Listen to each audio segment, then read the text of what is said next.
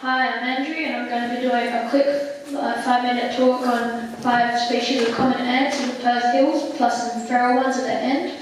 So I'm going to be talking about 5 bull ants, sugar ants, green-headed ants, rainbow ants and meat ants, and plus the feral ones. So before I start, there are different adaptations that you have to need to know about for the first ant. So polygynous means that the colony will accept multiple queens in a single colony. Whereas most colonies, the queens would kill each other, so this makes colony development faster and stronger. Also, they can be polymorphic, meaning there are different sizes of workers. There are minors and majors. The majors are used to cut up food and they have very large heads, as you will see with the first ant. So first on the list are big-headed ants, or Phaidoli. They are polygynous. Keep talking, mate. And polymorphic. So there's a major there with the large head, and which is disproportional to the rest of the body, and some minors tend to enter the larvae, the second stage of life for an ant. They are fairly common, but also very small. The minors are only reaching a few millimeters long, and so this is a typical ant. Well, the minors are. Nothing really amazing about the minors. So they are polygynous, which means they will have multiple queens.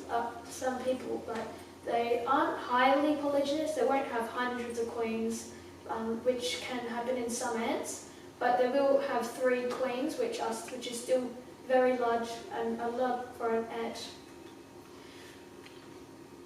Also, a gamete means that if a queen dies in a colony, a worker can mate with a male and take the role of a queen.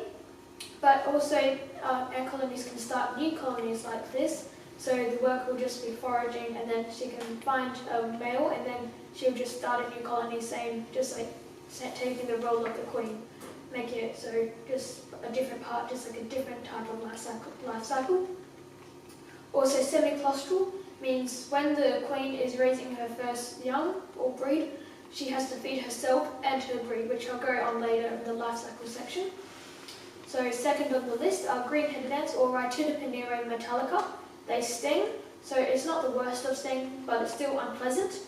They are also polygynous, so they will accept multiple queens in a colony. Yet again, not amazingly polygynous. And also they are gametes, so the workers can mate with the male to start new colonies or to save the colony from doom. So they have a nice iridescent glow to them, which makes them easier to spot when you're walking around looking for ants. They are medium-sized and they have an oddly shaped abdomen. If you look at other ants, these ants are kind of in the abdomen is kind of in 2 sections, which is quite odd. So they will sting you. They're not that aggressive, but if you pick them up, they don't like being picked up, so they will sting you, and they will hurt for about only a few minutes. And you can get chemicals and rubs to get rid of the pain. Next on the list are meat ants, or Iridomyrmex purpuris. They are polygynous, containing up to 3, 4, 5 queens in a colony. They also have an iridescent glow on their abdomen, and the rest of their body is purple. They're often found in arid regions of Australia. Farmers often use them getting the corpses of their cows or sheep, and then putting them on top of their colonies, with the nest entrances and the nest area, which is covered in gravel. It's pretty easy to see. And the ants will strip the cow to bone in a matter of days, which is where they get the name meat ant. So these are medium-sized. The bites are not that bad, but they're still unpleasant. They're very aggressive. If you go near their nest, they will try to rip you to shreds, and they will swarm you. They can contain millions in their nest, and they will just go over your feet and keep on biting until you have to get them, and you have to pick them all off. Next are sugar ants, or Camponotus. They are polymorphic, containing majors and minors. I don't have a picture of a major. That's not a major, that's a queen, because that's a great representation of a queen. Large, nice gaster, good, and a really big thorax. And also she still has her wings, but she will bite those wings off once she's mated. but there'll still be wing scars, which is one of the ways you can determine if a queen is a queen or not. Also, we have some minors here. These are both Camponotus nigriceps, the largest ant in Perth. And so the majors are pretty big. They're almost the size of a bull ant, and they can draw blood when they bite you. I found that out the hard way.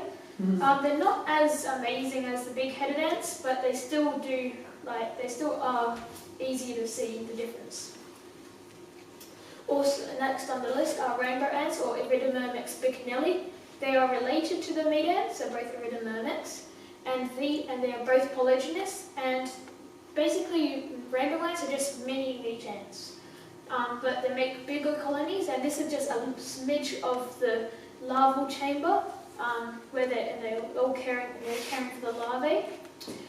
So that is like a small amount. So that is one chamber. That just gives you a clue on how many ant individuals there are. These are normally ants that you see walking up your walls and stealing your food.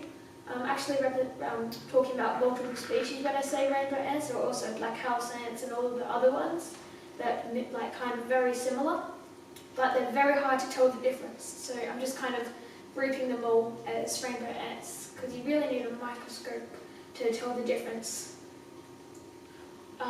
Last native is the bull ant, or Myrmecia, most commonly Myrmecia vindex. They are also known as black-headed sugar ants or western giant bull ants. They are gamergates, queen dies, the worker can mate with a male and just take the place, and they sting. Most people know that because it's really painful. A lot of people actually think it's the bite that hurts because, I mean, they look at those large mandibles, they're toothed, that looks pretty painful, but they're actually barely painful at all, you can barely feel them. So yeah, it's actually that large stinger in the abdomen that really hurts, and they're venomous, and you often see it swelling up and hurt for a long time. You don't want it, so they are pretty much, they're like an Aussie icon for ants, and which is, for them, they're Aussie icon for a reason. They really hurt when they sting you. So the life cycle of an ant. During one time of the year, depending on different times for different species, there will be a big nuptial flight where the virgin queens and males will fly up, because remember from that picture before of the Camponotus, they have wings. They'll fly up, and then the males will mate with the queens, and then the males die because they're not needed anymore. And the queens will lay little chambers underneath rocks or logs, which is where they'll lay their eggs, and the larvae will hatch, and then they can raise up their brood with no food at all. They do need food, but they use the ring muscles, which they don't need anymore, to feed themselves and their larvae until they turn into their first workers called Meteors. But there are also semiclustral ants, which I was talking about before, which actually do need to feed themselves and their brood. Also, bull ants are also semiclustral, and semiclustral ants often look very similar to workers. It can be very hard to determine if it's a queen or a worker with semiclustral ants. So just quickly, some feral ants. Pharaoh ants, Argentine ants, and coastal brown ants, all feral. Coastal brown ants are actually also called big-headed ants. They're not a native species. Because they are Phaedoli, but they're from South America. Actually, all of these are from South America. They are very bad for the ecosystem. They eat native animals. They're very good at displacing native ants. They take away their food, they'll raid young colonies and kill the queen, workers, brood and all. And really, it's very hard to get rid of since they're so small. They're not like most large animals where you can just hunt them from a helicopter with like a rifle. You really need they're pretty hard to find, but they do make a big impact on the native ecosystem. Just quickly, black crazy ants, they aren't found in the Perth Hills, but they clone themselves. When the queen starts a new colony, she can lay normal eggs, turn into workers. She stores the male's DNA and lays an egg, which is a clone to the male, and then she can clone herself.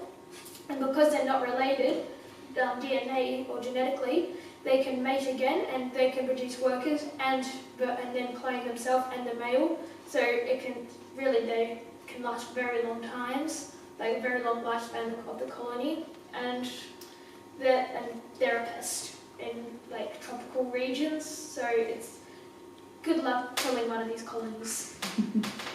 I took the photos that I got from Oz Ants, Gamagate and Ant Keeping Depot. They're great websites if you really want to know more about ants or you're getting into the ant keeping hobby, which is really good. I recommend it. These are great websites, you should definitely check them out. So that's where I got the photos from, and thank you for watching. Hope you enjoyed the ant talk.